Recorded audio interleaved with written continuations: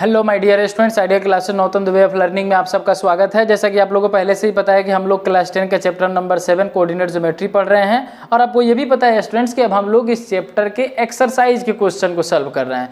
तो स्टूडेंट्स आज हम लोग इस चैप्टर के एक्सरसाइज 7.1 के क्वेश्चन नंबर 6 का क्वेश्चन नंबर 2 सॉल्व करते हैं। स्टूडेंट्स क्वेश्चन कहता है कि आपको कुछ पॉइंट के कोऑर्डिनेट दिए गए हैं, जो कि 1, 2, 3 और 4 यानी 4 पॉइंट के आपको कोऑर्डिनेट दिए गए हैं और ये चारों पॉइंट जो हैं ये आपस में मिल करके स्टूडेंट्स एक क्वाड्रिलेटरल बना देते हैं। ऐसा क्वेश्चन कह रहा है कि ये चारों पॉइंट आपस में मिल करके अब क्या बना रहे हैं स्टूडेंट्स, एक क्वाड्रिलेटरल बना रहे हैं।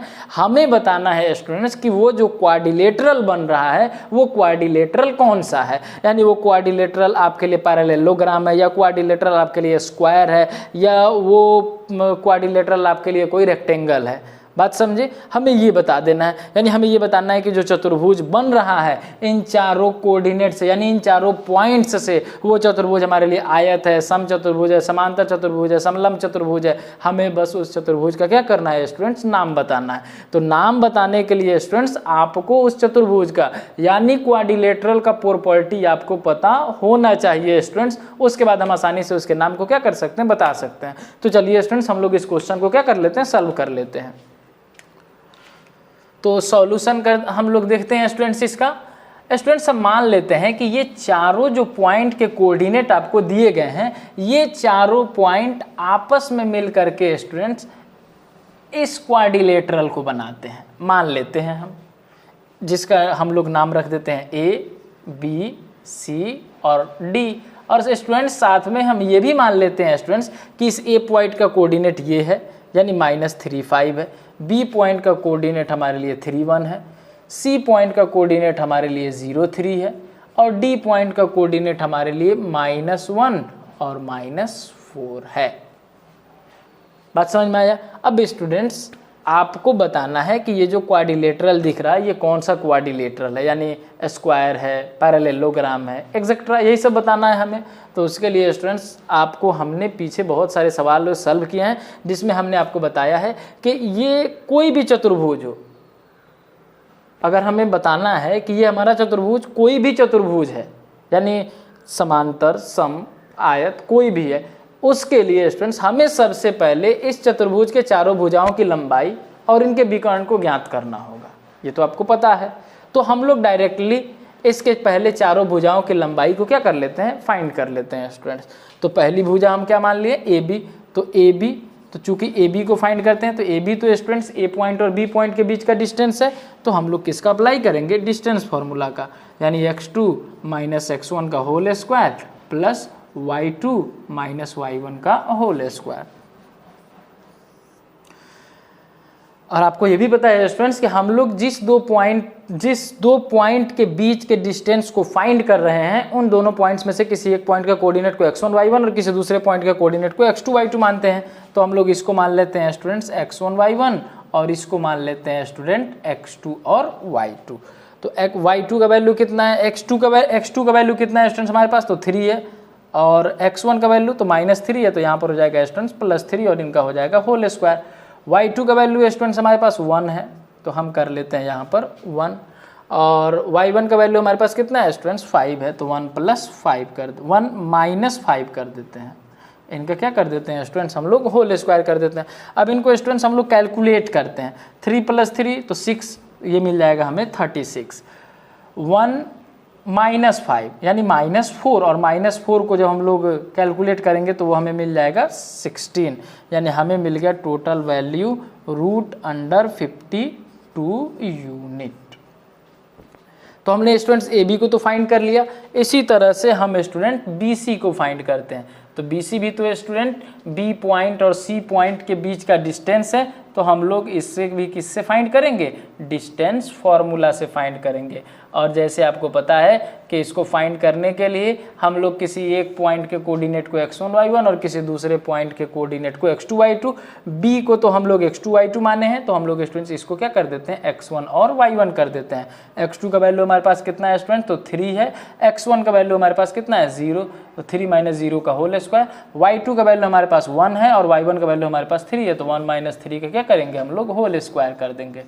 अब यहाँ पर स्टूडेंट 3 माइनस 0, तो यहाँ पर हमारा हो गया स्टूडेंट 3 का होल स्क्वायर और यहाँ पर -2 का होल स्क्वायर। कैलकुलेट करते हैं तो ये हमें मिल जाएगा 9 और ये मिल जाएगा हमें 4, हमें मिल जाएगा √11 और ये हमारा हो जाएगा यूनिट।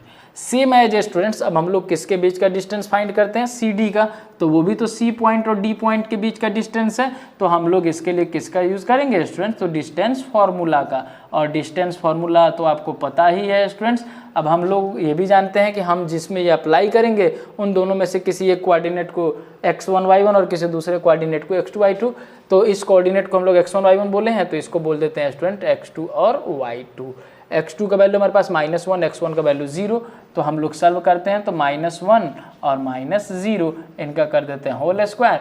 y2 का वैल्यू हमारे पास है -4, तो हम यहाँ पर कर देते हैं -4 और y1 का वैल्यू हमारे पास है 3, तो यहाँ पर हम कर देते हैं -3 और इनका कर देते हैं होल स्क्वायर।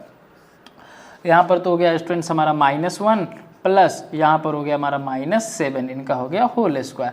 ये स्टूडेंट्स हमारा हो गया -1 और इनका भी होल स्क्वायर ही था स्टूडेंट्स, तो ये हमें मिल जाएगा +1 और यहाँ पर हमें मिल जाएगा 49, यानी यहाँ पर हमें मिल गया √50। तो हमने सी डी को भी फाइंड कर लिया स्टूडेंट्स। अब स्टूडेंट्स हम लोग ए डी को फाइंड कर लेते हैं। तो चलिए ए डी भी तो स्टूडेंट्स ए पॉइंट और बी पॉइंट के बीच का डिस्टेंस है, तो हम लोग इसको किससे फाइंड करेंगे स्टूडेंट्स, तो डिस्टेंस फार्मूला से। यानी ए डी जो डिस्टेंस फार्मूला हमारा होता है वो √x2 - x1 का whole square plus y2 - y1 का होल स्क्वायर।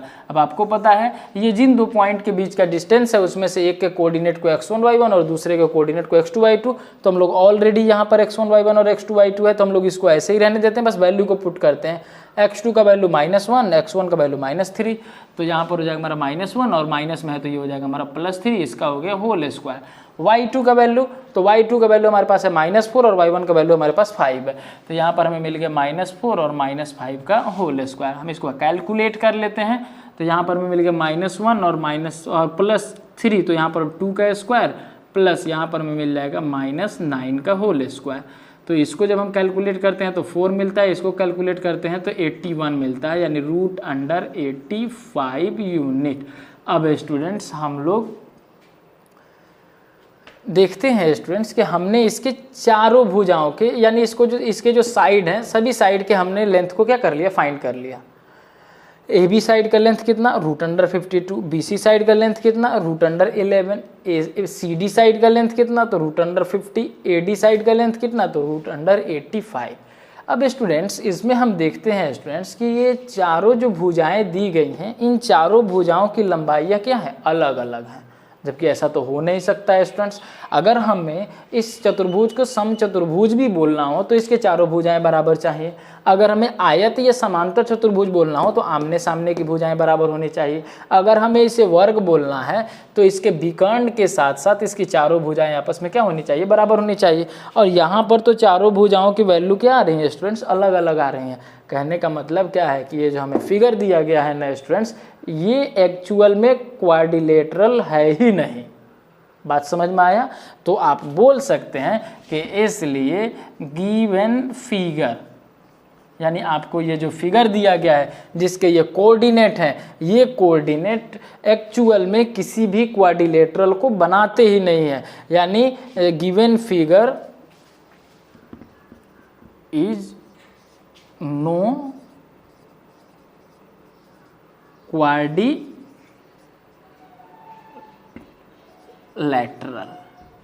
बात समझ में आया? यानी आप कह सकते हैं कि ये ABCD क्या है, चतुर्भुज है ही नहीं। अब जब ये चतुर्भुज ही नहीं है, क्योंकि चारों भुजाओं की लंबाइयाँ क्या आ गई हैं, अलग अलग आ गई हैं, तो जब चतुर्भुज ही नहीं है तो ना तो हम इसको समचतुर्भुज बोलेंगे, ना समांतर बोलेंगे, ना आयत बोलेंगे, ना ही हम वर्ग बोलेंगे। बात समझ में आया स्टूडेंट्स? तो आप लोग इसे भी नोट डाउन कर लीजिए।